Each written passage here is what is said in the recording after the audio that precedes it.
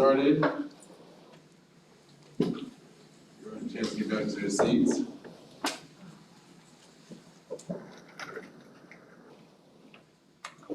So Ms. Vaughn has assured me that I will be okay, starting a little bit late. She knows I'm a little bit of a stickler on time, and she told me, it's cute, we're gonna be fine. We're gonna be okay. So we're gonna go ahead and get started tonight. Welcome EDAC members and guests to this evening's meeting. Please be aware that we are following CDC guidelines for social distancing and mask wearing during this meeting. If you're in need of a mask, they are provided at the back of the room. Committee members, please do not forget to sign in. For attending guests, please be sure to sign in on one of the sheets at the back of the room. Committee members, please don't forget to sign in, and public comment will occur before the closing of our meeting this evening. Each comment will have a maximum of 2 minutes, and the public comment section portion of the meeting will be limited to no more than 1 hour. If more than 20 comments are received, time per comment will be reduced to 1 minute. So is there we have an agenda in front of us. Is there a move to approve the agenda items for the meeting? Councilman, we move to approve the agenda as written. Thank you, Mr. Williams. Is there a second? Second, Luna. Okay. And is there a motion to approve the minutes from the meeting of 3/8/21? All in favor of approving the agenda minutes, the agenda for tonight's meeting, please say aye. Aye. Any opposed? Always get half of it. All right, so is there a motion to approve the minutes from the meeting on 3/8/21? Move to approve the minutes as written. Sean Williams. And is there a second? Second from Holly. All in favor? Aye. Any opposed? Motion is carried. So tonight we have some guests. We have Ms. Lori Brooks and Ms. Mary Lynn Rodriguez. They are going to talk to us about mental health and trauma-informed care. All right, good evening, everybody. Thank you for having us this evening. My name is Lori Brooks, and I'm the Director of School Counseling and Mental Health Services for the school district. Mary Lynn can introduce herself. I'm Mary Lynn Rodriguez. I'm the coordinator for school counseling services. I'm sorry, I thought it was silent. All right, let's see. You know, I've been on Zoom too long, so I have a hard time sitting and presenting, so I am going to stand. And it's very odd to be in person with people, and I really like it. I miss it. The other day when I was waiting for a gentleman from IT to help me on my computer, he said, "I'm in your waiting room." And I said, "Oh, I don't have a Zoom link open." He's like, "No, I'm literally in your waiting room." And I was so used to giving Zoom presentations that I thought my Zoom waiting room, and I'm thinking, oh wow, this is pretty sad, a year of this. And I don't even remember I have my own waiting room for like human beings to really be here to see me in person. So anyway, we are really happy to be here tonight to share with you about social emotional learning and how it fits into the context of overall mental health. And before we start, however, we're going to take a minute to take care of our own mental health. You know what, I need the chip in my computer, see? I'm so used to Zoom. That I honestly, yeah, and actually I don't have my puck with me, so we can't do that. All right, so yes, Mary Lynn will take us through our gratitude activity. Okay, so just to kind of give us a moment to focus a little bit and reflect on our day, let's just think about one thing that you're grateful for today. One thing that you were grateful for. Okay, just take, and if you want to share, you can go ahead and call out and just tell us what you might be grateful for. If we were in Zoom, we would tell you to do it in the chat box, but I can share that I'm always grateful for my daughter being healthy. She made it back from school and she's healthy. I'm grateful for that. awesome. I agree. Vibrant health. Health, okay? I'm grateful for my son. Your son, awesome. Good to have good support network. Very grateful for me. You can keep going. Sorry. You can't be grateful today, Adam. Yeah, great potential. Now, normally I talk very fast, I was trying to get, very grateful for the work that our teachers are doing in the classroom this year. Very nice. Very grateful for that too. I'm grateful for my faith. Great, awesome. Okay. So we all are grateful for many things. Sometimes if we stop for a moment and reflect on what we're grateful for, it puts things into perspective. And having that attitude of being grateful for whatever ways that we're moving forward with helps us in our mental health, our state, and our social emotional well-being. So that's one of the reasons why we start off with this activity, to kind of put us in that mind frame of what we're looking for. So go ahead, Lori. Thank you. So tonight, okay, time's up. Good night. Tonight's objectives, really at the end of our presentation, we'd like you to have a deeper knowledge of the universal social emotional learning we have available for all students, additional teacher resources specific to this pandemic, training that we have had for school staff and how we've added to that, and then also how SEL fits in the school-based context of mental health services. So we always ask for feedback. So every time we give a presentation related to anything with SEL, social emotional learning, or mental health, we want to know your thoughts. So at the end of this presentation, we're going to ask you to share those thoughts with us about suggestions that you may have for the district related to social emotional learning and the supports that we're providing for students and how we can continuously improve that and expand it. This cartoon really speaks to us because I don't know if you can see it very well, but we've got a kiddo with sickness, homelessness, and hunger. And this is like the emotional backpack that all of our students bring to school every day. Now, what's inside of it looks different, but every student and every adult has an emotional backpack. Some days, it seems heavier than others, and for some of us, it's heavy all the time.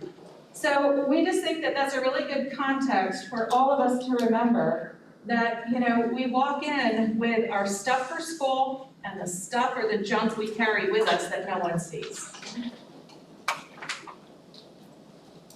So along those lines, I think we've all seen Maslow's hierarchy of needs. And what that really, I have to point up here. Looking at what that is, and Lori was mentioning, we have our kids coming with their emotional backpacks, and some of that addresses these basic needs. They're coming with maybe not feeling safe at home, lacking food, water, enough rest. They're physiological basic needs. These are foundational and things that we need to be able to move on to the next level, to be ready to learn. At the next level of Maslow's hierarchy of needs, we're looking at the physiological, the sense of belonging and their esteem needs. And then later on, once these foundational pieces are developed, we're looking at our self-fulfillment needs, which is the self-actualizing and then one's achieving their full potential. So we're looking at these going up and seeing how then can we help our students meet these needs that would help them be ready to learn. So as we say in the education world, you have to Maslow before you bloom. Okay? We have to reach all the part of the pyramid, we have to reach these foundational pieces before we're ready. We have to address these pieces down here to give that safety and security, to give that felt safety, to give those needs met, to have them feel safe, a group of friends at school, make them feel that sense of belonging. And then they're ready to learn. They're ready to self-actualize. They're ready to be prepared to see what's in front of them.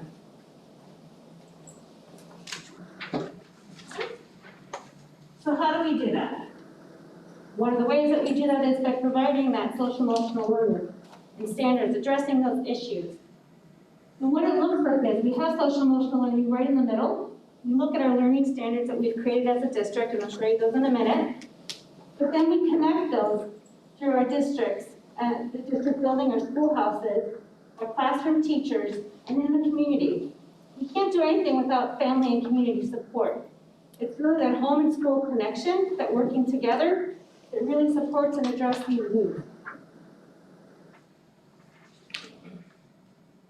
So our school SEL initiatives begin with our standards. Thank you. So as a district, we've taken CASEL, which is the National Standards for Social Emotional Learning, And we've used those and embedded them and created our own district standards to address social emotional learning for our students. And you'll see those right in the middle, those 5 components: the self-awareness, self-management, responsible decision-making, relationship skills, and social awareness. And then we've incorporated that last slide I showed you all around the outside. How do we deliver those? To the classroom, to the school, and then homes and communities. With that support, the student being at the center. When you break it down, this is what it looks like. We have specific curriculum that each school can choose from. Our schools have the flexibility to choose the curriculum that works best for their student population. It's social emotional learning curriculum, and then we have, in addition to that, other programs within our schoolhouses that support that social emotional development. And then what does it look like at the policies and practices? Those are district-wide components that we put into place to further support SEL standards within our district. And then family and community. We have family nights, student-led conferences, parent resources. All of those endeavors support, again, that social emotional learning for our students. Thank you. So just taking a bit of a deeper dive into this graphic, you can see also that the classrooms, the schools, the homes and communities, how everything radiates outward. We agree that students come to school with skills they've gleaned from being at home, from being raised by their families and their caregivers, but it's up to the school to formalize that a little bit more and make a common language within the building as well, because that's another part of the student's community. So when you look at what Mary Lynn shared, we've got our family and community events, the policies and practice of PBIS, positive behavior supports. That's a cultural piece in your school. It's a framework of student behavior, but also recognition for them doing certain things and doing them well. Also, our code of conduct comes with a parent guide that talks through a lot of these different topics and others related to a student's way of being in school, as well as their way of receiving their education. Restorative practices, etc. These are all those framework pieces in our schools so that the curriculum the school chooses to implement will embed into those frameworks that are common to every single school. So we've talked about the school initiatives, and now we'll take that kind of upwards into the district initiatives, because each school, as you heard Mary Lynn mention, has the power of choice which of the curricula fit best with their students and their needs. I forgot my puck, so I don't have a USB. Yeah, thank you. Now, our district initiatives really are more of what does every school do, because we push it out from the district. And we are using Wellness Wednesdays to build resiliency and coping skills, and this is through required health instruction. So if you have children in the school district, last year you probably heard and received a letter and heard a lot about the 3 State Board of Education rules that were passed. The last one was passed September 29th of 2019, and so we were well into the school year when the 3rd and final rule passed, and districts were tasked with identifying curriculum and implementing it this school year, that 1920 school year. So we really had to be agile. We had to vet curriculum quickly and implement it. We also had to build capacity because we were asking our teachers who are used to teaching their certified subject area to talk or facilitate through 3 very challenging topics for students, and it was a heavy lift. Would I say we're there yet? Not by any means. Our teachers have really been pretty wonderful in saying, I can facilitate this.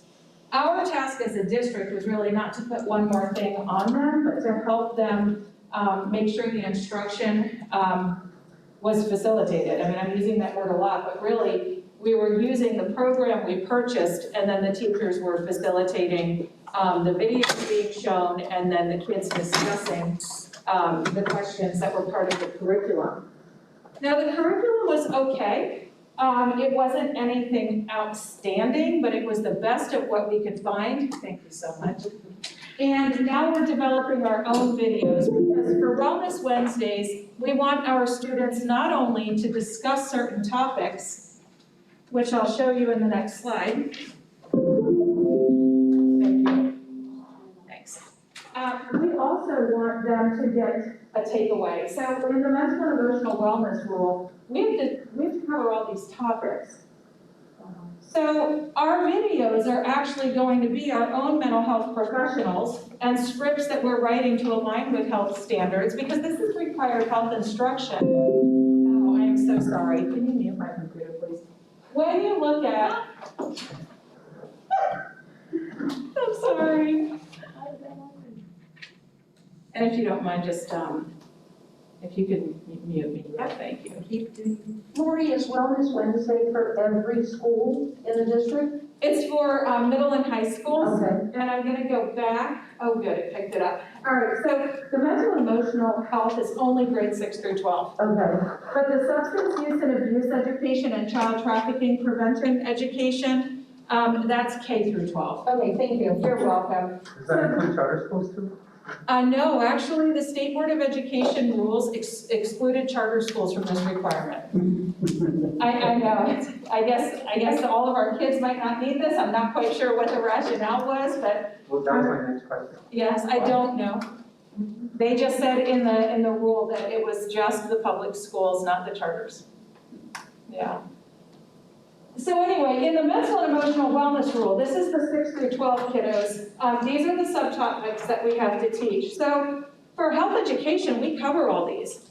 So really what happened is the State Board of Ed rule said, there are some things, and there was these 3 topics right here, that we need kids to have in front of them to keep them safe and help them develop emotional health every year in a scaffolded, progressive way. We want the students to get these topics because they do not have health available to them every single year in their schools. So with the mental and emotional health, they actually outlined these subtopics. Well, now what we're doing is developing our own videos with our own mental health professionals to do our own education on this and to leave students with strategies on some things they should consider or could consider using as tools to cope. So we didn't want to just talk about it, we want to give them something they can put in their emotional or coping skills tool belt to pull out and use that work for them. Not everything will work for every one of us, but we want them to be exposed to a variety of strategies. So then, we also as a district, as we headed into and then through part of the pandemic last year, we looked at what else do we need to do. We came out of March, April, and May thinking we survived the immediate translation of all our kids to home education, basically, learning from home.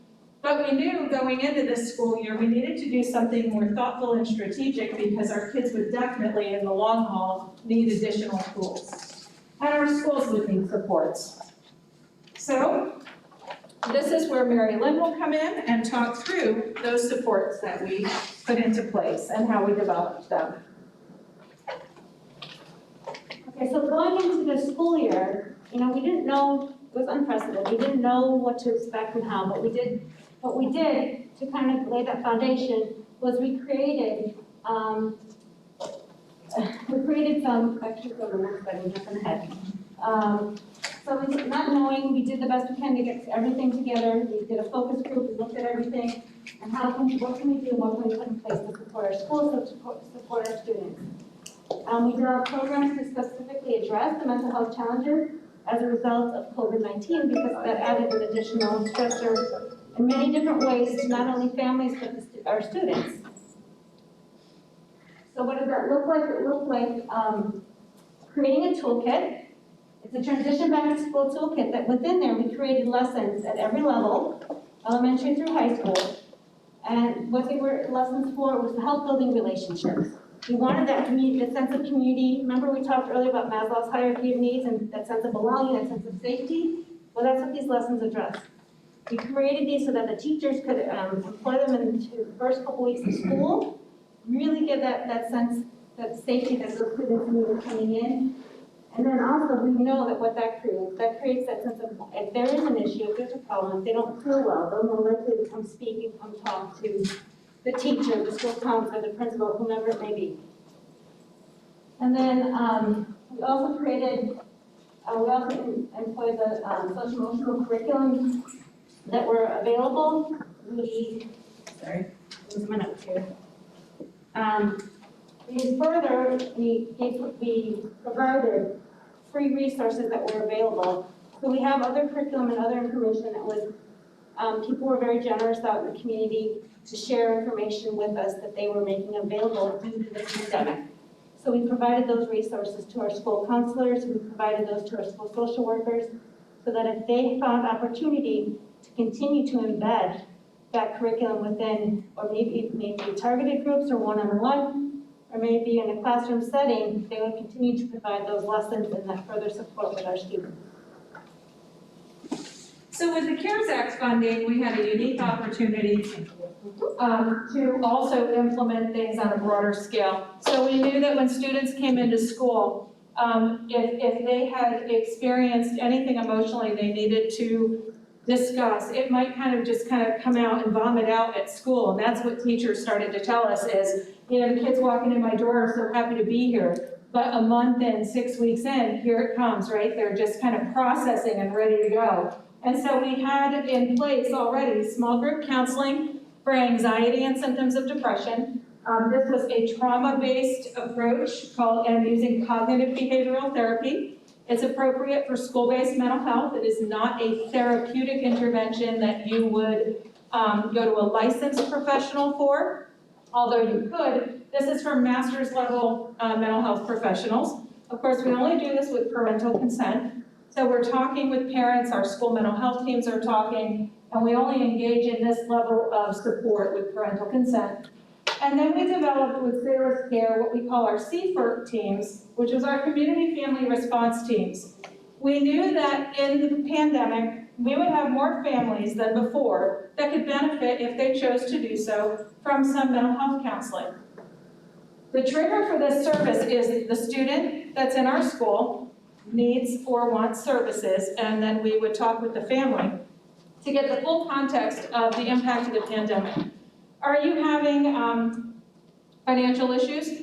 Do you yourself as a parent or caregiver want some counseling? Would you like some family counseling? Have you had a job loss and you need food and you're struggling to get to the places that are offering it? This is a full service team.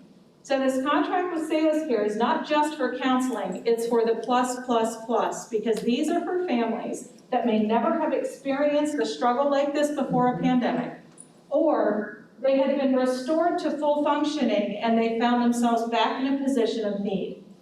And so for our longer term students that may need a year of therapy or maybe some deeper layers going on and they weren't necessarily a pandemic cause, they would go through our regular referral system for counseling, but the CFIRT teams were rapid response. How can we refer you? They do the intake, the full family intake, and determine the services and get them in place.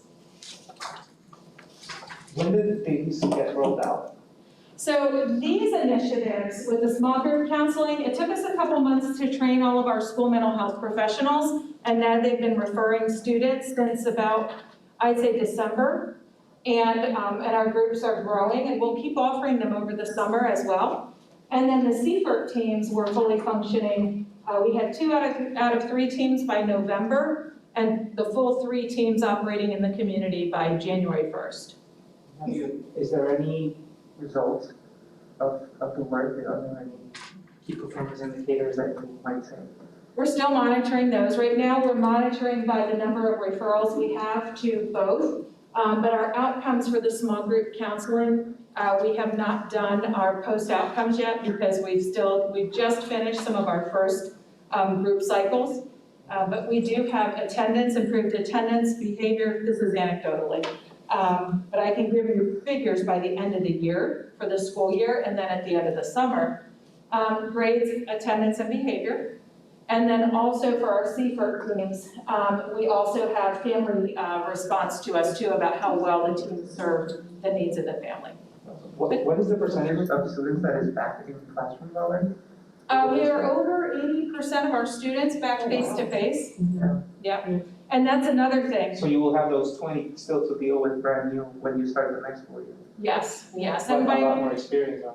yes, and I would say we're not even scratching the surface of need yet. I mean, it's just starting to really rock and roll for us. Because as the Lee Home Connect students have rolled back in, and also our Lee Virtual students, once they're in person, that seems to be a catalyst for many of the students starting to start to disclose that they might need some additional support. And a lot of times, even though our schools have been reaching out, a lot of times the families and caregivers will disclose once they're re-enrolling their student back into face-to-face. It's like, it's just kind of that more in-person sense of community for some reason is that, like that catalyst for more services. Are these services being promoted per se? Yes, yeah. We have done this presentation to a lot of different groups, including and highlighting this last bullet especially. How does a parent know that this is available? Through the school. And I'm going to get into also the school mental health teams that we have, because that's a really good question, and you'll lead us right into how does social emotional learning and some of the foundational elements and the intervention pieces fit into the whole context of school-based mental health? No more questions. No, you're fine. I like your questions. Dr. Blakely, did you have a question? I think Sean had a hand in it, Crystal, that mentioned before. I'll defer first. Crystal, you have a statement? Thank you. My question is, the 20% of the homeschool students who could potentially be in a mental health crisis, how are we going to bring this to them? So Wellness Wednesdays is still being delivered through the classroom setting. So the teachers are monitoring and they're offering the instruction piece and that social emotional learning to both their in-person and Zoom students in a synchronous setting. And then as far as additional supports, our school counselors are reaching out regularly to their Lee Home Connect students. Our social workers are involved and reaching out to their parents as well. We're trying to really work through a lot of touch points with our Lee Home Connect kids. One of the challenges we've had, and when we go on school visits, we hear it frequently from our teams, is the lack of response back when they do outreach from some of the students and the parents. So the more that we can continue to have our students coming back into face-to-face, we feel like the better we're able to really get in and kind of make sure they're aware that we're here to support them. It has been a challenge. And some of our social workers have been doing home visits. Our principals even have been reaching out in person. We're trying to really pull all layers of the school community and district community out there to really make it available. Thank you. So, all right, those are excellent questions. Okay, Mary Lynn will continue with You have a staff couple training. more questions. Oh, I'm so sorry. Ms. Brooks, do we have mental health professionals in each school? So we have, and I'll go through this in a couple more slides, we have school mental health teams in every school. And they consist of the school counselors, the school social worker, the school psychologist, the school nurse, because of a lot of times the somatic presentation in the clinic with students presenting with some physical symptoms that could translate over into, we might have a mental health concern. And then also we have a district cadre of licensed mental health professionals, and there are tier 3 people that I'll talk about a little bit later that are licensed that can really handle the tough cases. But do we have nurses in every school? We have nurses assigned to every school. So our itinerant staff are not at school every single day. Our school counselors are in the schools every single day at the same school. Our school social workers, psychologists, nurses, and licensed mental health professionals, they serve more than one school. You're So welcome. they're rotating the mental health between the schools? Well, the mental health teams are at every school. And so the social workers, psychologists, nurses, and licensed mental health professionals, while they may have more schools, then the school counselors are every school every day, right? So they're the steady that's there every day because they work for their school. The itinerant staff is on the school mental health team and they serve kids in that school, but they serve multiple schools. Do you know how many schools they're divided up amongst them? Well, it's different for each. We have a certain number of nurses, psychologists, social workers, and LMHPs. And so I can't tell you with fidelity off the top of my head how many schools each has. but they do have multiple schools. Do you feel that they're adequately covered by enough mental health professionals, or do you feel the school could benefit from more mental health professionals to cover the school? We absolutely could benefit from a lot more people. And we do have a human capital issue. You know, I mean, everyone's been hiring mental health staff across the country, but Florida especially, since the Marjorie Stoneman Douglas High School incident. So we've had a vacuum of human capital to fill some of the open positions, but we continue to advertise and hire. But everybody across the country, that, you know, when I go to national mental health conferences, we go to state meetings, which haven't been virtually though, but in person even, everyone laments the fact that we need more people to serve the need. The need is great. Piggybacking on Crystal's questions and concerns, you just mentioned that you were advertising for more folks to fill those spots. I don't know if you know the answer to this. Do we have the budgetary funding available to have each one of these folks in every one of our schools?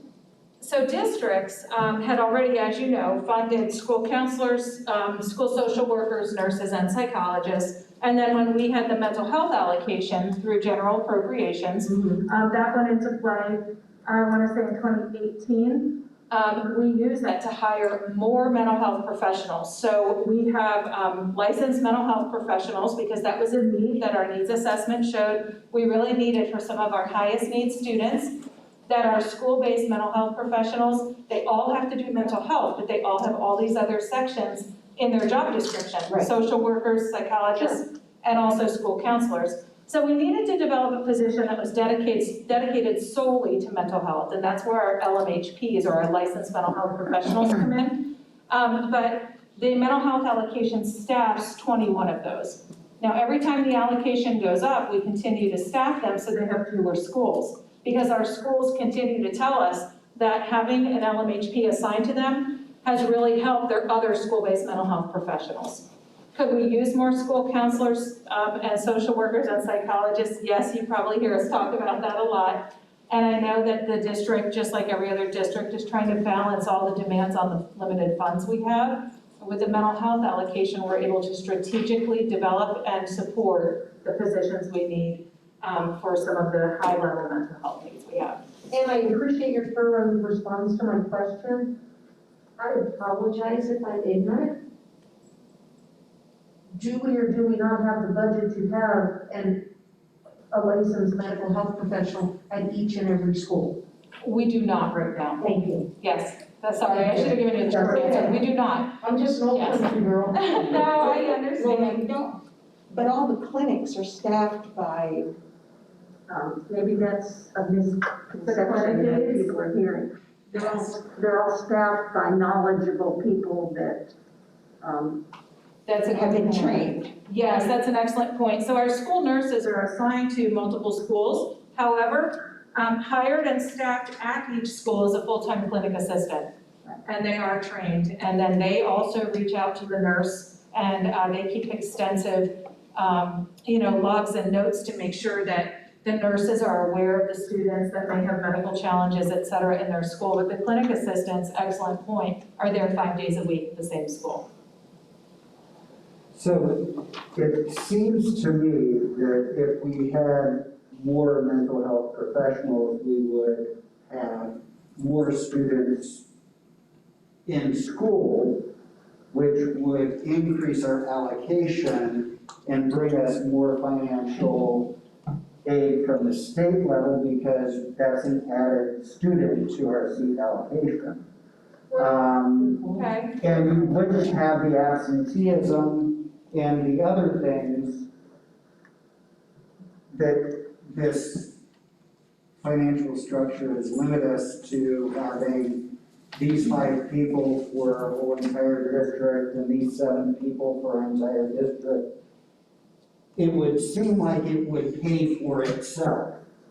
Well, I'm thinking along the lines of, too, the mental health allocation is based on our unweighted FTE. So, of course, the dollar value we get for every student that's enrolled in our schools. So we're given an allocation based on the number of students in our district, and it's, calculated however. But I'm thinking that, you know, when you look at the number of students that are enrolled and it generates the FTE, as long as they're in school the weeks of FTE that we have, we collect money for them. And even our We Home Connect students, they're still our kids and we take attendance, we get their FTE. So I'm For virtual allocation, not an in-person allocation. we get the same allocation. So every student will give us the same allocation, whether they're on Lee Home Connect, Lee Virtual School, in person. And then we have weighted FTE for students that may require more services, like if they have an IEP, et cetera. And the allocation is based on unweighted FTE. So if we have 96,000 students in the district, we get X number of dollars. So and it doesn't matter if they're on Lee Virtual or if they're Lee Home Connect or they're in person, the dollar value per student remains the same. Does that make sense? All right, yes, excellent. Thank you for such great questions and comments. I don't know if I can follow that. So the next layer to address all of this SEL and mental health is through our staff training. So as we went into the school year, we took a look at how can we provide further training to our teachers and our staff so that they're better equipped to see and be aware of possible mental health crisis and non-crisis situations. And one of those ways is by providing youth mental health first aid instruction and offering that to teachers across the district, to teachers and administrators actually, both. And then we also opened up Incognito, which is an online program, course that teachers can take, anyone can take actually, across the district, bus drivers, cafeteria, anybody that would like to take this training. Paraprofessionals, teachers can take both of these. You see the at-risk mental health awareness and then the trauma-informed practices. Both of those are purchased for staff to engage in at every single level. So even if a teacher taught middle school, she could go in and take the training for elementary and for high school as well, just to gather that further information. And then not only that, but we also offered trust-based relational intervention training to all of our school-based mental health professionals, just as Lori talked about, our school psychologists, our school social workers, our school counselors. Those areas we offer to them that trust-based relational intervention training over the summer to better prepare them going into the school year and to address those issues, but then also focus on resiliency and then how to create, again, that felt safety in that school and that sense of belonging. And just, you might not be familiar with that, but just to give you a little bit about what the trust-based relational intervention focuses on, it focuses on the principles of connecting, empowering, and then correcting. So that model is built on those. So we're building those connections with our students. How do we do that? By the actions and the interactions with our kids. How do we empower them? And then how do we properly correct them and support them so that they continue to feel that self-safety? And back over to Lori. Thank you. Okay, and then crisis prevention and intervention training. We train our school mental health professionals on the PREPARE model. So unfortunately, when the tragedy at Marjorie Stoneman Douglas High School happened, Mary Lynn and I went over to help them reopen. We were part of the reopening team. And I will say, you know, unfortunately, because that was such a tragedy, but fortunately, as mental health professionals pretty much across the state, we have trained mental health professionals or crisis team members. So Mary Lynn's job and mine in the district is to go in and do the crisis counseling response team after the building is secure and everything happens the way it should from safety and security perspective. Then we work through the emotional aftermath of any loss. And so we also provided this training and continue to provide it to our school-based mental health professionals. So let's talk about social emotional learning and how this fits into the larger context of school-based mental health services. And I'll take us through the home stretch, and this is going to be kind of a speed dating round of these slides. But please, I want to make sure I get to question and answer and also get your feedback on our initial question. So what are school-based mental health services? Well, it's a broad spectrum. We move from prevention all the way through intervention and postvention if we have a loss. Postvention is really what happens if a student or a teacher passes away or we have a school-based incident. After that, that's our postvention efforts. And it's basically our job as a school district, we need to ensure safe and healthy learning environments. We need to support our students and their social emotional learning needs. We need to make sure they're safe, they're respected, they're comfortable at school, and that we identify and respond to mental health problems. And above all, at the end of all that, we would be naturally promoting students' academic success. We dovetail into community-based services to create a system of care approach. This is why we meet with our community providers pretty much every 2 weeks to talk through how are we systems that are interlocking for the best system of care. This triangle is hard to read. We show it to our school board members in a lot of different briefings, and I always apologize that it's so hard to read. But it really does articulate that universal prevention is the foundation. That's our social emotional learning for students. Those are all the things we've talked about tonight as far as restorative practices, PBIS. These are school culture, climate, and then the things we teach all kids. That's right down here in Tier 1 for mental health. The more effectively we lay that foundation for students, and they know their emotions, how to identify them, how to work through them, how to respect others, how to treat others. If we have all that in place, we have much fewer numbers of students in Tier 2 and Tier 3. So in Tier 2, we have kind of our kids that are a little bit at risk. They may not have learned enough about certain skills or coping mechanisms in Tier 1, so we counsel them in Tier 2. That's school-based, individual, or small group counseling. When we enter into this tier, we're doing it with parent permission. That's where we're looking through, do we have a mental health need? Now, for kids that are just like, not to minimize their dog dying, but if they lose a pet and they come to school and they're crying and they need some support for a couple of days or a couple of weeks, that's just, basically like a school counselor or a social worker in their way of work supporting that student. But if that turns into longer-term grief need, for instance, they lost a parent 2 years ago, and it brings up all of that. Now we're talking we may have a mental health impact that we want to transition over into our school mental health team, engage the parent or caregiver and the student in a deeper conversation. And then Tier 3 is intensive, and that's where our licensed mental health professionals live. That's their work right up there. We're getting to more of the fewer kids in Tier 3, we hope. And right now we have quite a few in Tier 2 and Tier 3 because of the pandemic, but in typical times, that's where we'll have the fewest number of students. So you can see here too, all the different things that work together. Our whole goal is increasing protective factors for students and reducing risk factors. The goal of school-based mental health is decreasing barriers to learning because at the end of the day, we are learning institutions. And when our students can have certain barriers mitigated for them, they learn more effectively and they learn more thoroughly, and we're better able to position them on a path to productive adulthood.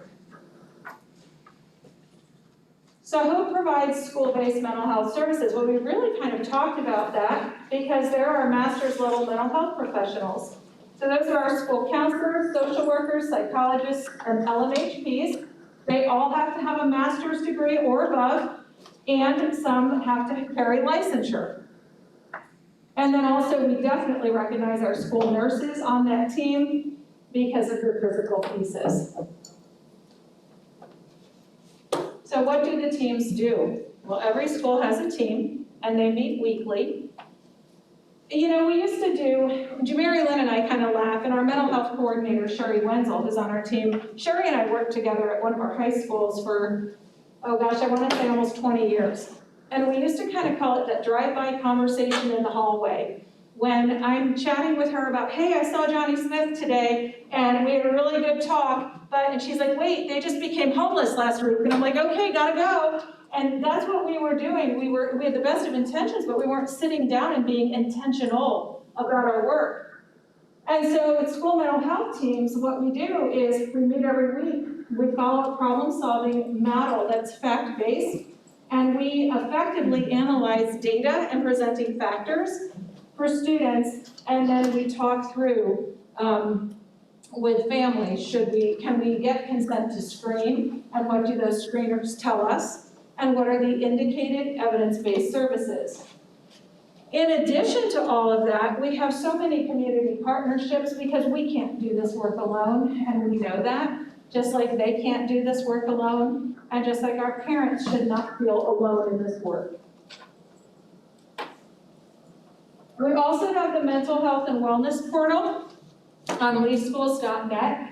And on that portal, we have a variety of, we have probably over 20 tiles with a variety of topics and assistance for families, community members, whoever might be up at 2 in the morning and wants to look through the topics of choice. It's right there for them. And that was a labor of love from our team a couple years ago. Mary Lynn spearheaded that. We really felt compelled to provide community with information at their fingertips and then take them through what can you access through your school. And now we have Wellness Wednesdays for parents. We developed this parent learning component to the Student Wellness Wednesday instruction. The topics don't always align because, honestly, we needed to triage. So March 31st, we had a suicide signs, indicators, and prevention Parent Wellness Wednesday. It is up on our YouTube channel if you missed it. And Dr. King from Golisano Children's Hospital presented to us. Upcoming on April 28th, we have depression in children. And we have another clinician, this one from Salus Care, presenting to us. And then May 26th, as we head into summer, we really want parents to know how they can help build resiliency in their children and spend the summer making that work happen. And then as we head into next year, the date to be determined, we know back to school creates anxiety in a lot of students and even in families, and we'll have a Parent Wellness Wednesday on how to reduce anxiety in your kids. So this is my last slide before I get back to feedback and questions. We're running a marathon, not a sprint. This work has been overwhelming, and it has been, honestly, really, we've had to remind ourselves and our school-based mental health professionals, we're in it for the long haul. We cannot fix everything immediately. This has been 3 years of reminding ourselves this is not a sprint. We have to take our time and do this with fidelity. We assess our outcomes annually and file a report with the Department of Education every September 29th or 30th. And we consistently do needs assessments and surveys that drives our annual plan every year, how we add to it. If something's not working, we need to fix it or we need to move away from it and find what will. And we continue adding additional community partnerships. And of course, we continue seeking additional funding sources. So, yes, Ms. Al? Thank you for this presentation. And mental health is an issue which, the importance of which cannot be emphasized enough. Just right now, today, there has been another high school shooting in Tennessee. It's an active situation, and it just happens so frequently now, it's scary. So here's my question to you. In a scenario, I'm just going to present a scenario and tell me how the schools will deal with that scenario. So there's a child in your school and you know that he's cutting himself. What's the step one? So if it's a parent that calls us, then we immediately engage with the child, obviously. If it's a teacher that comes to us or a student, we make that top priority. So it doesn't matter where it comes to us from. But we will, usually the school counselor will call the student down and start a conversation, and we'll work our way into kind of getting to that topic, right? Now, the best case scenario, we already know our students, but sometimes we have some that fly under the radar, and we have to build some rapport. We want to get through those conversations to kind of get down into the NSSI, the non-suicidal self-injury, and start working with that student. We need to engage the parent. So a lot of times we're talking with our students while we're talking to them, we're also kind of explaining the limits of confidentiality, like when do we need to start helping them talk to their family. Sometimes parents already know, and that's great because we can really just start those conversations.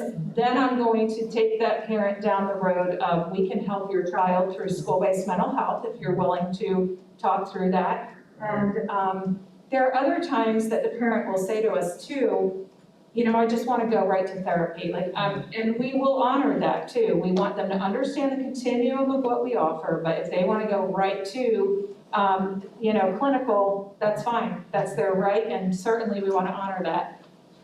But the biggest thing is really building rapport in that moment and talking to that student, trying to help them disclose what's going on and how they're feeling, then engage their family and help support them through those conversations. A lot of times kids are scared to talk to their parents because they don't want to upset them, and yet their parents are already concerned in most regards. They feel like something's not going well for their child. Is there a limit on the number of sessions that you offer to the students?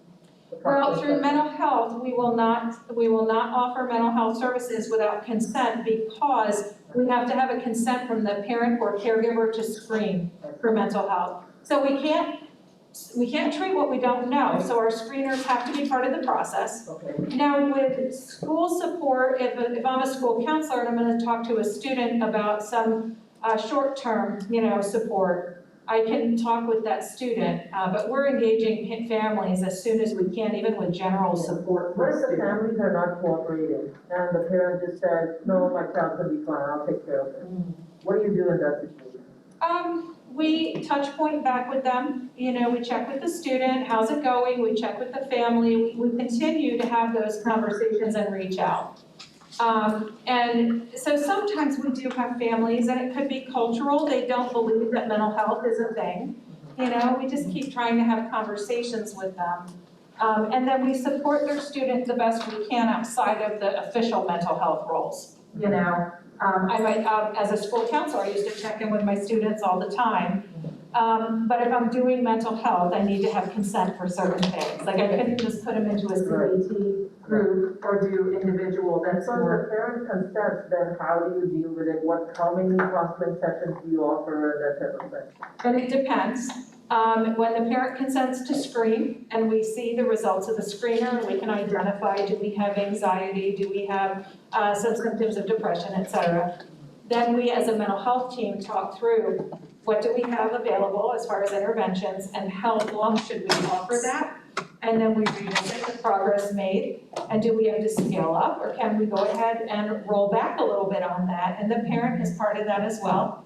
And the student, if they're age appropriate, to talk through with us, feel free to jump in anytime. It's not just me. The reason I'm specifically asking about this is that just a week ago, an incident took place in Dallas where two brothers went and shot their families first and then shot themselves to death. So 6 people were killed in the same house.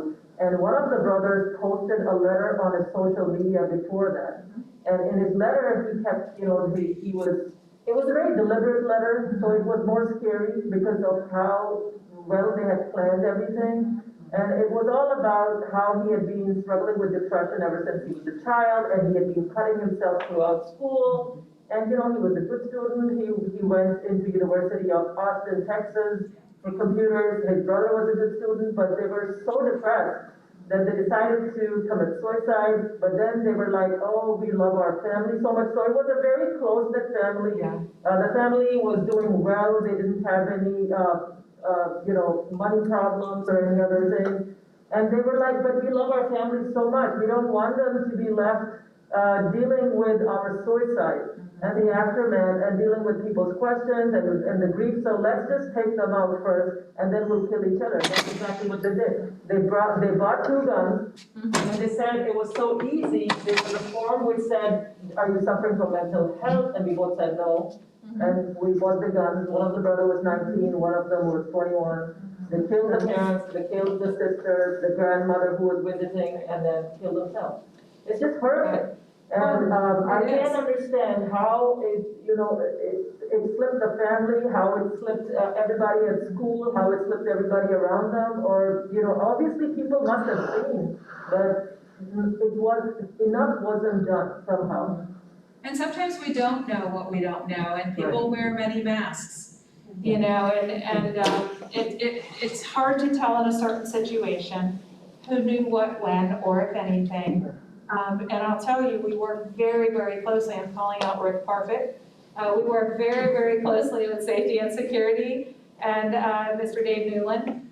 Because, you know, there's a belief in our district too that mental health and safety and security really have to coexist. And we have to really collaboratively look at different things, like you mentioned, the Facebook post. There are a lot of times that when leakage occurs and things like that, we rely, a lot of times when we don't see things, other students report and they do the right thing and they reach out on behalf of their friends. You know, and that's how we come across a lot of information. I think that you would agree too, wouldn't you? That a lot of it comes from our students. Yeah. Kids talk to The kids. students, by the time they picked up the story on social media and they went to check at the house, everybody was dead. Yeah, and that's So- unfortunate. Very, very sad. So we do the best we can with what we have. We increase our noticing skills, which is why that teacher training that we talked about was so important. The youth mental health first aid, the trauma training, because it increases everybody's noticing skills, their knowledge of signs and symptoms, et cetera. So, Ms. Mark? Melissa Hendricks, Fort Myers High. Yes. I just wanted to tell you that she is phenomenal. I'm so glad. We've become friendly over the years. Yep. And she never brings up a child's name or anything like that, but she doesn't talk about instances, but she does lament time and time again how hard it is for people in y'all's seats to recognize something like that and to, I cannot imagine being that. And this is my first year on this committee. I'm very green. I don't understand a lot of what's going on. But for you guys to be able to do what you do and help who you can help, I just can't imagine being in your shoes. I really can't. So thank you Thank you. my roundabout way of thanking y'all for what you do. Thank you. And we're very gifted to work, I mean, it really is a gift to work, and I say for the mental health professionals in our buildings, because they really are truly amazing, so thank you. Ms. Williams, last comment? All right, I didn't hear it in the presentation, so I'm just gonna ask outright. What I did not hear tonight is trauma-informed care with the pandemic and the pandemic of racism in our community and our nation. And there's a lot of issues that are coming to light that are affecting student life that need to be taken care of. And because I couldn't imagine having to watch the news and see someone that looks like me being shot, murdered, killed. And I think that has, it's almost like a decomposing, it seems like, on the human psyche. And I know that I probably packed a lot into that question. If you can sort of unpack it and help us understand what you're doing around that issue specifically, as well as, losses that the community has felt within the pandemic as well. Sure, and I appreciate your questions and comments around that. So all of our mental health professionals are trained in trauma, but also we really need, and that's why we had some of the trauma training up there for teachers, we need all of our school-based and district-based staff to have an understanding of trauma, how trauma presents itself, that for students, many times trauma presents itself in behaviors that appear to be kind of, pardon my French, but like jerky behaviors on behalf of a student when there's something way deeper going on, and that is just their only way to communicate. So, all of our kids, we just assume now, even before the pandemic, our approach was to schools, all kids have come from something that can cause them trauma. So we treat everyone as if they've had trauma, and that's where the trust-based relational intervention training comes into play too, because it's how do you work with individuals and just approach everyone from the lens of, we all have trauma, we all have stuff.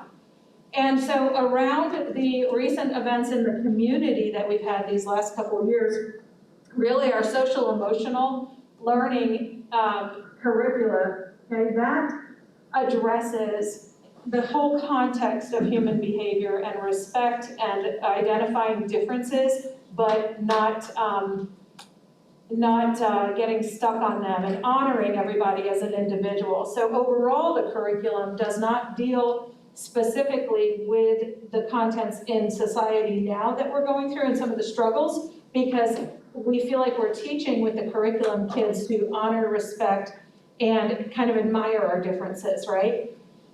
Related to, and I'm going to refer also over to Jarrett and Crystal on some of our other issues, we have been looking at other ways that we can educate students specific to the issues in today's society and what we're experiencing. In our SEL, we're broader based. In our treatment through mental health, though, we approach a lot of these issues individually, small group, for kids that have experienced trauma from any lens. And some of them, yes, because of their ethnicity, their race, they're experiencing direct impacts, and we work with them individually. And you mentioned your teacher, and are not all teachers informed that trauma exists and that this could be a reason for them not learning or acting out in class and the like? Teachers are aware. Again, I go back to the on-demand training from Cognito because it's something that all staff, K through 12, can take advantage of. Are we working our way into district-wide training with all teachers for youth mental health, first aid, and trauma? Yes. Is it years in the making? Yes, because we have to keep offering it, and schools will engage, individuals will engage. We offer school-based training. We also offer district training for anyone who wants to sign up. So we're working our way through that. But we also have the Cognito on-demand trainings, which have been really helpful this year because anyone can take it from anywhere and as many times as they want. So we're getting there. It's one of those marathon things, though. I think the awareness is definitely increased, but the training piece is following it. Do you know how many people have gone through that training? Either the Cognito, I guess what I'm asking is, do you have that feedback? As far as the Cognito and the youth mental health first aid training, I should have brought my numbers with me. Do we have 3,000 trained? I want to say more than that. I'd have to get those numbers to you, and I can't because I just provided them to the board. Thank you. Yes, absolutely, and I can get those to you. And Laura, just a quick song and kind of interjection there. To Laura's point, during the summer, there was a task force that was established specifically for mental health and SEL supports. Crystal and I both served as a part of that reopening task force, and for that context of it, in fact, some of those slides we're familiar with and very willing to put in the original part of the presentation. But through that conversation, Crystal did build out a professional development on demand, but that's not tracked, available for the administrators and teachers, and it was facilitating courageous or difficult conversations with students toward the goal of if students came in with specific and tangible questions and concerns, within the structure of the environment, an administrator would have a resource to be able to have something that was structured and available. A lot of those documents were provided, as Lori mentioned, as a part of the onboarding with the principals as we transition back into the school setting at the end of August and September. So even looking at the resource sheet, we were very specific and tangible in connecting it back to cultural development responsive practices and navigating the social emotional learning and supports for students that would have been necessary through the myriad of things that occurred over the course of last summer. So we were a part of that. In fact, Meredith and I were on the same committee. You So. say that that's why I look familiar. Yeah, that slide looks familiar. That was one of the slides I created, so. I'm glad you brought that out because we did so much work contextually in subcommittees that it's easy for me to forget sometimes all the different pieces. That's why I call on people. Thank you. Is there information on the district's website, like what is the state of mental health of the district? What percentage of students do we have tier 1, 2, 3, and is there a breakdown by race and ethnicity? Right now, our dashboard is being built out to include a lot of that data. We do not break it down in that specificity yet, but we're working towards it with our dashboard. And so those are we want to disaggregate our data. I want to just say too, we're only in like the third year of it in our systems. We also had to build our system for mental health to track it while we were servicing mental health. So it was another move quickly type of initiative. So we're getting better every year, and we do have our dashboard now that we can start at the end of the school year to really disaggregate that data. But right now, we have not done it yet in the middle of the year. When that is ready, is that something that you can share with us? Maybe a link so that we can see it? I can, yep, I can share general data with you, absolutely. Thank you, Ms. Okay, Brooks. thank you. Thank you, Ms. Rodriguez. Thank you, everybody. Sorry about the technical difficulties as we're getting used to being in person with everyone. Thanks for your patience. We do have a couple other guests in the back of the room. Mr. Parker is here, and Mr. Newland. Ms. Parker, you want to introduce Mr. Newland? I'm Rick Parker, I'm the Director of Safety and Security here. I've been here for 3 years. This is Tate Newland, he's the new Executive Director of Safety, Security, and Emergency Management for the school district. We both come from law enforcement backgrounds, but he can explain some of that. Welcome, thanks for having me. As Rick said, I just started here recently. In December, I retired from the Cape Coral Police Department as Cape Coral Police Chief. I did 30 years of law enforcement over there. I've been in this area since mid-70s, so I grew up here, went to school here, went to Cape High, went to Fort Myers Middle, so in this area for a long time. Raised my kids here, their kids raised my grandkids here, so there for a while. But if anybody has any questions that we can answer, please let us know, but thanks for having us. Thank you, Mr. Newland. Thank you, Mr. Parker. All right, next we're going to do the update from Ms. Vaughn.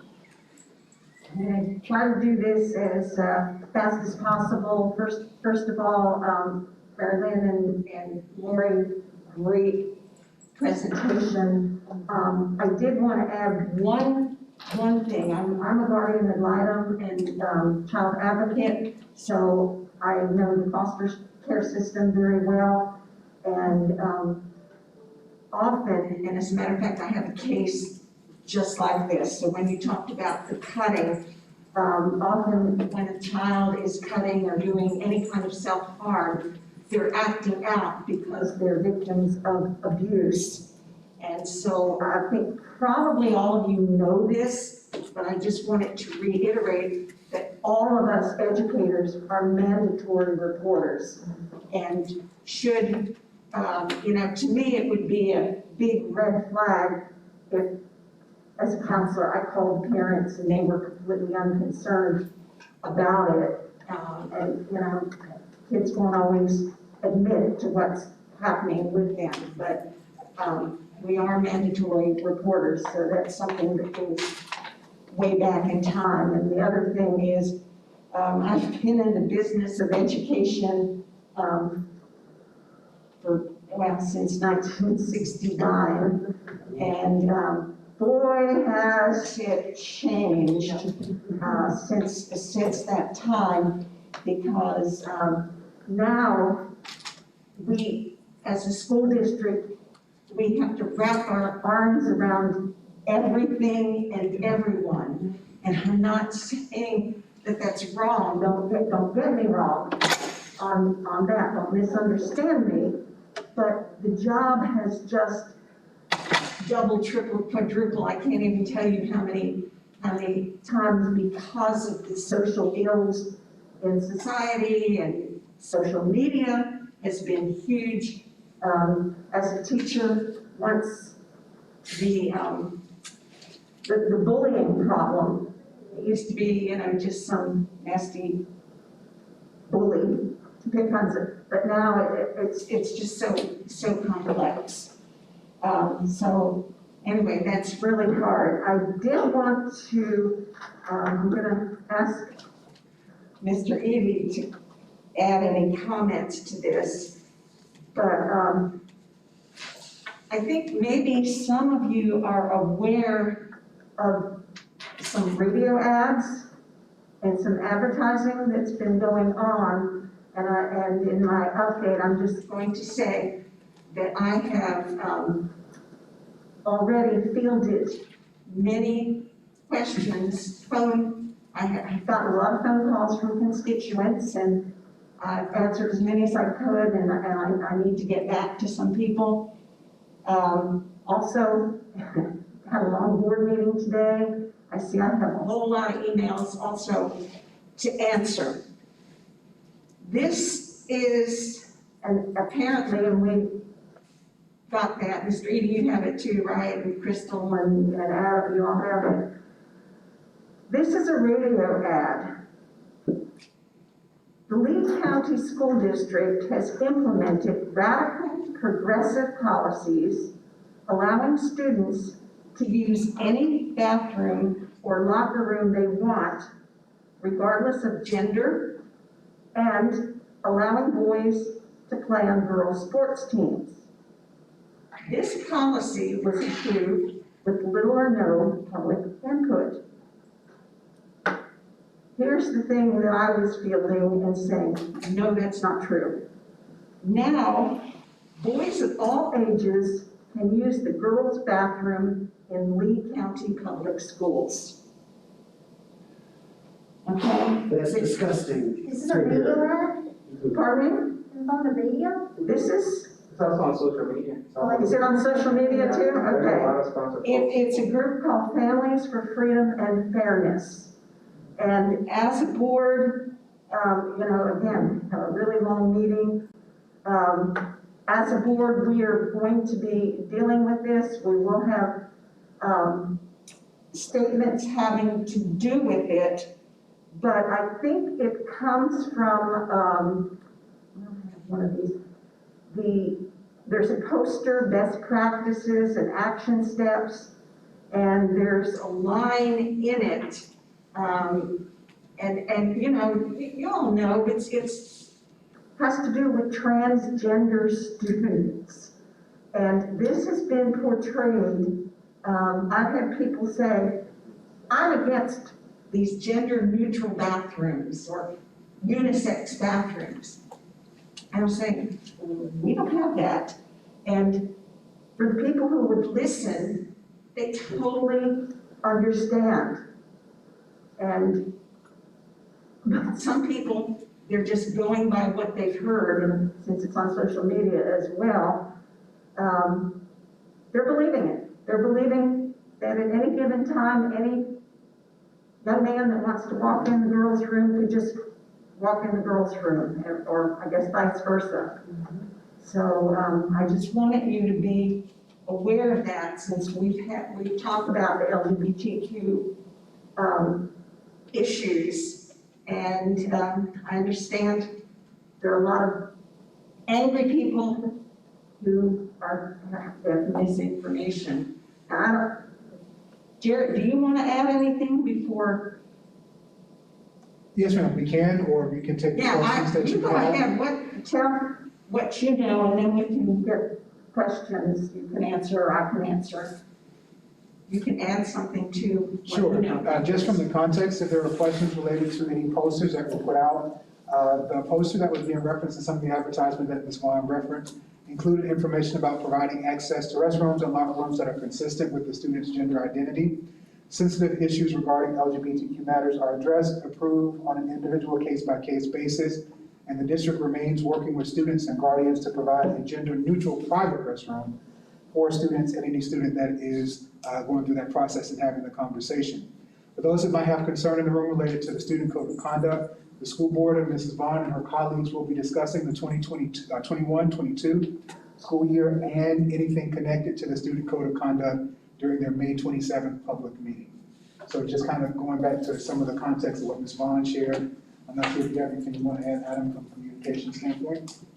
No, yeah, you hit it perfectly. I was also dealing with a lot of concerned groups, just completely misrepresenting what was in the poster. In April April 27th. And then an additional note, I believe we did provide through our reporting secretary for all of the members of this committee to hear the conversation and deliberation from district staff related to supports as well as legal connections for our LGBTQA+ students. We have no problem sharing that back out with any members who did not receive that, so you can hear the full body of the context of the legal parameters and what is required and how those things are interpreted. So we'll send that back out to the rest of you. I believe that meeting occurred in March, early part of March, with the board and district staff, so. Dennis, why don't you take over, and any of us that can answer your questions. Let's use that all for your update. That was still part of Ms. Vaughn's, so that's all.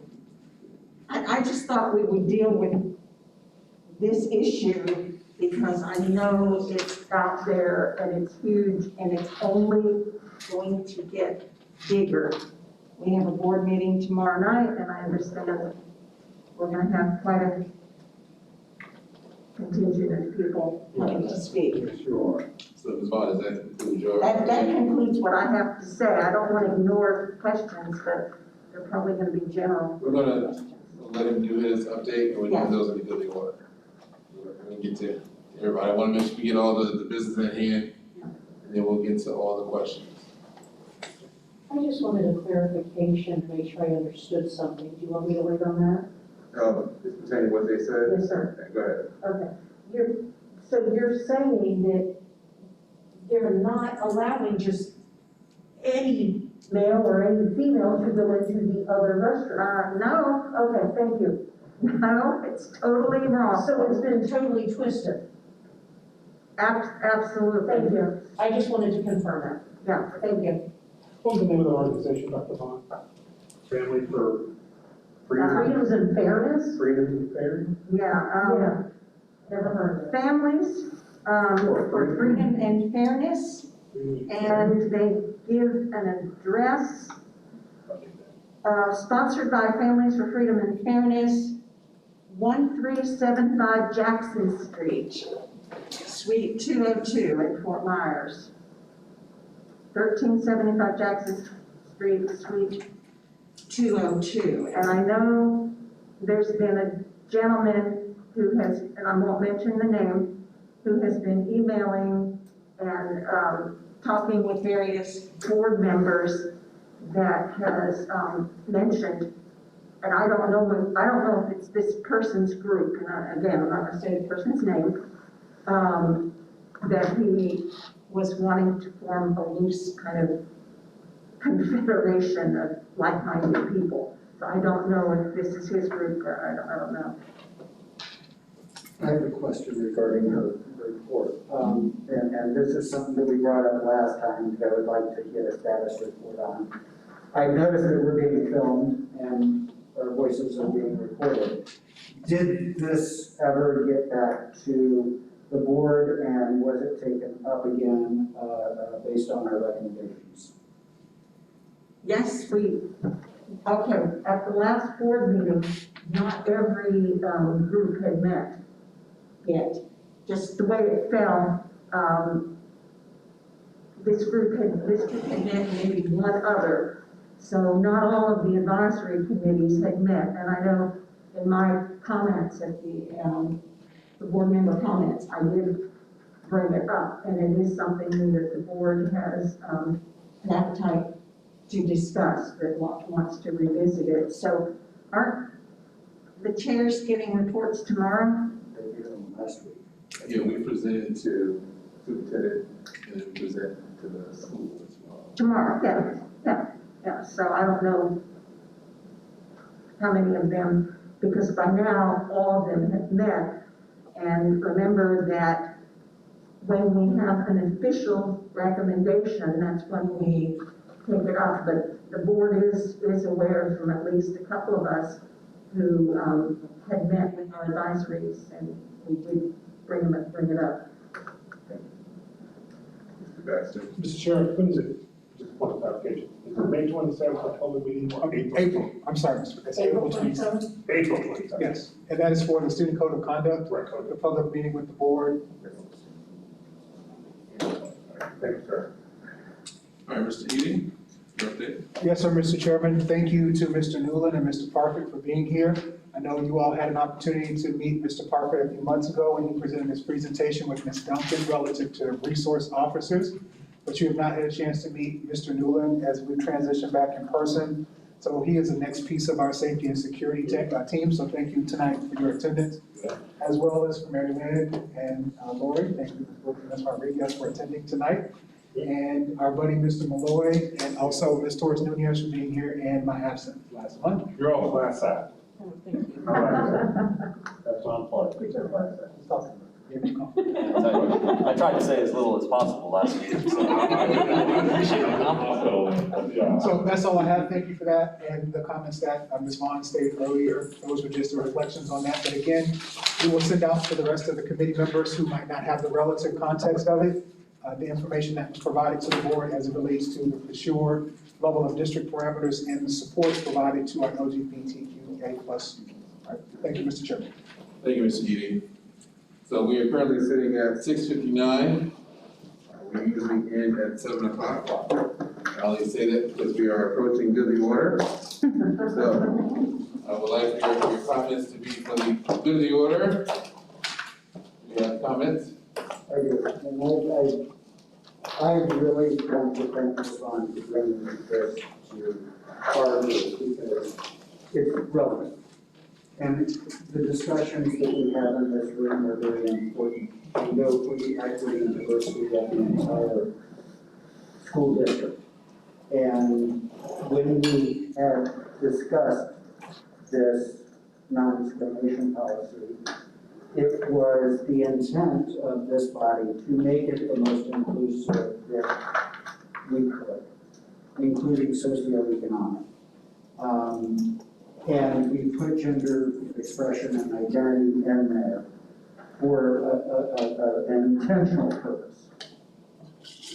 And I just want to make sure that the board is not thinking that, oh, we should change that now because it includes the wrong people. Sort of like we tried to do throughout the 70s, 80s, and 90s in resegregating our schools. And I don't want to see us turn our focus away from an education for all, for an education for the few to be minimized and marginalized. Because unfortunately, what I'm hearing surrounding this is very hateful rhetoric. It's hurting students.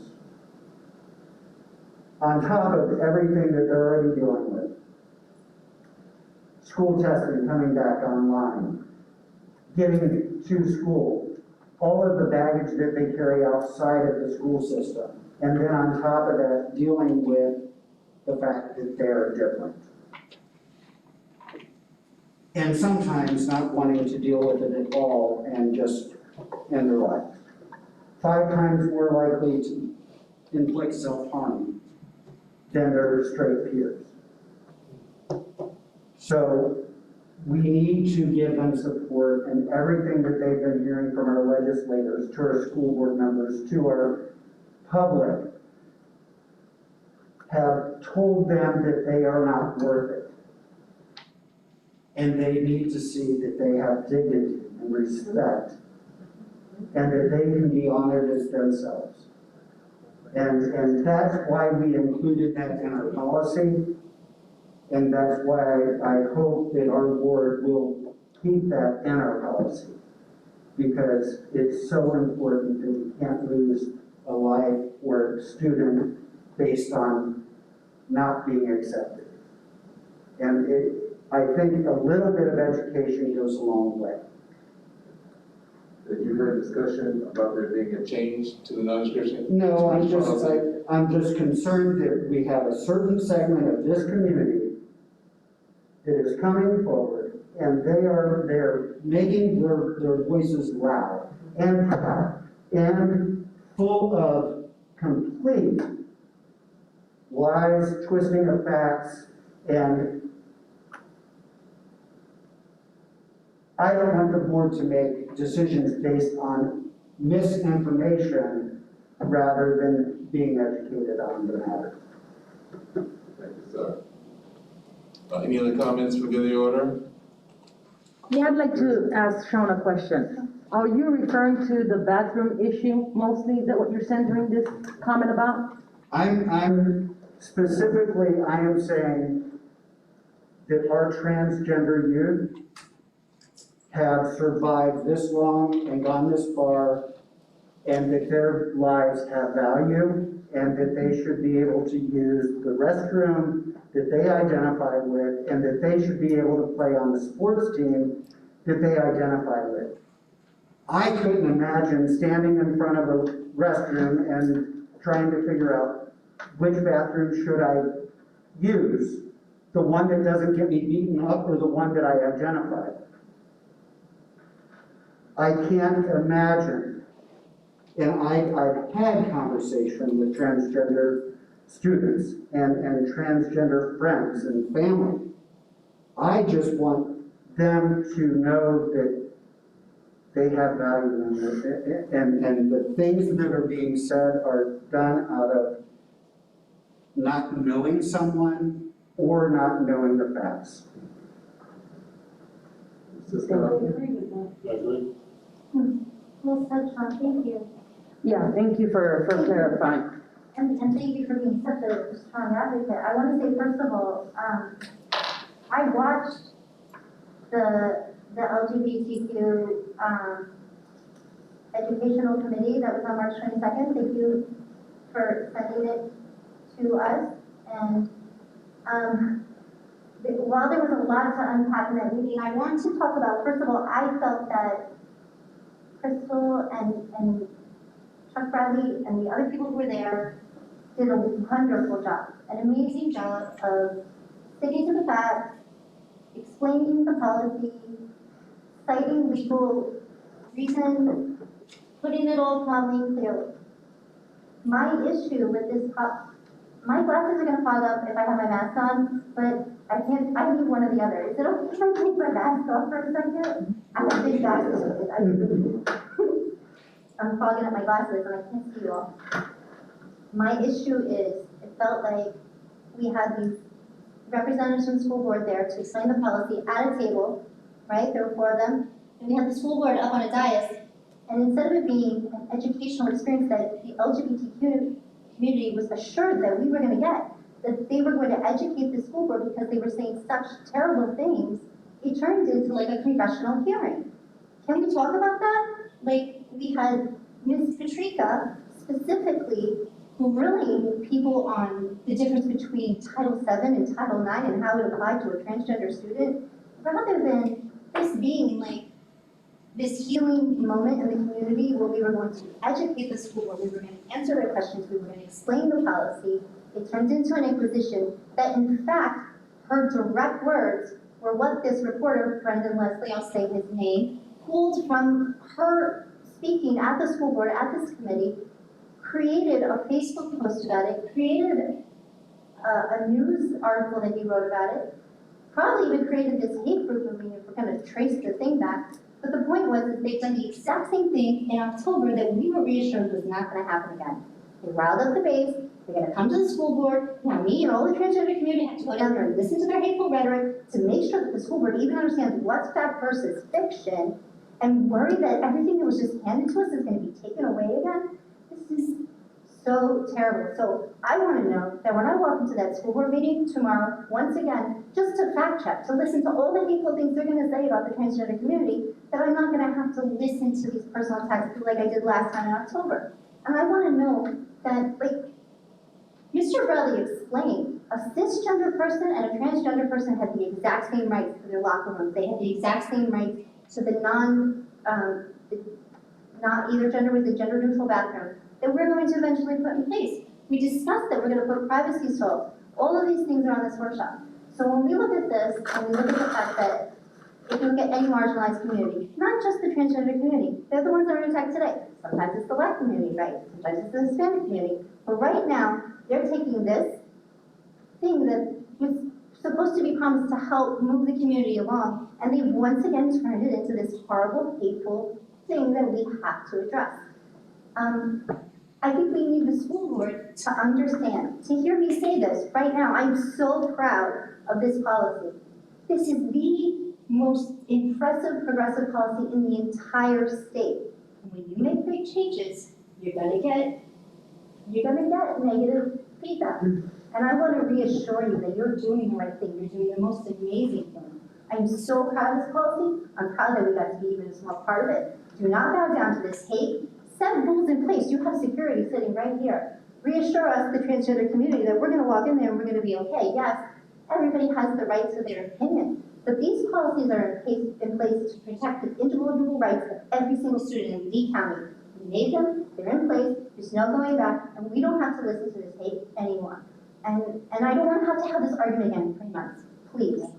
So you feel unsafe being a part of this group, going into these meetings to speak your mind and your thoughts? Ms. Mark, I'm glad that you asked me that. That's so sad. I went in October because there was a big debate about whether or not October should be LGBT History Month. I stood in line, I put my name on the paper just like all the other parents to wait my turn, and I had to listen to 20 parents call me a lesbian, a pervert, that I was going to hell, all these things. They don't know who I am. And it was a very difficult, this is all on public record, you can watch these meetings. And they also sent massive amounts of emails to each school board member, there was pressure. Then the answer was we were gonna have an educational workshop, we were gonna listen to the needs of the LGBT community, we were gonna listen to the needs of the school board who were saying uneducated things, but they wanted to learn, right? That was the whole point, like, please show me. So they set up this school where they have all the experts come in, and instead of it being like an educational workshop, it was us versus them. Like, they were trying to explain it, and this one particular school board member was turning it into like a trial. But my question is. So yes, if I go there, I have to listen to every single person who speaks before me. And you feel unsafe? Yeah. You feel unsafe. Yes. And then I gotta walk to the parking lot. And then I gotta walk to the parking lot by myself. Gentlemen, Absolutely. if you, because you're both part of the security of our school district, if she were to be at a meeting or at a school function on school-owned property, and she felt unsafe, and she caught the eye of one of you two, or of an LEO, law enforcement officer, is there something that would be able to be done to make her feel safe? Whether I agree with her thoughts in life or not are totally irrelevant here.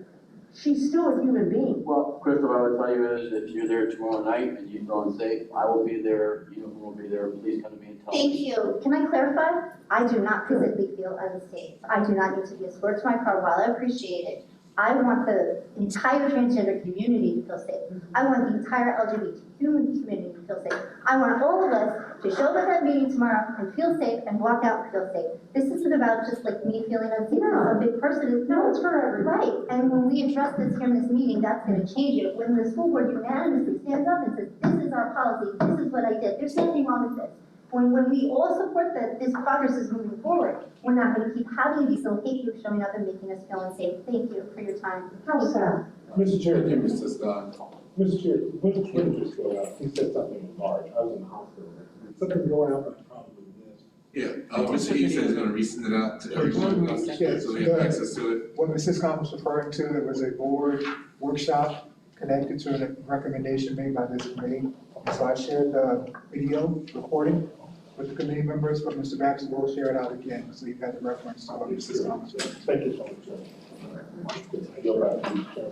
One very short, and the issue with the meeting in October was that there were 20 minutes of evil, hateful things being spewed about the LGBT community before one person from the LGBT community was even able to speak one word. So it was, we can make policies based on facts. We should not be making policy based on opinions. Thank you, Mr. Williams. Ms. Nunez, do we have any public comment? We don't have any public comments, no emails. Thank you. Well, according to our agenda, the next thing on the list is adjournment. Is there any motion to adjourn? Move for adjournment, Sean Williams. Second? I guess it all is in favor. Oh, yeah. We got to vote. Thank you all for coming out tonight. Thank you. Good,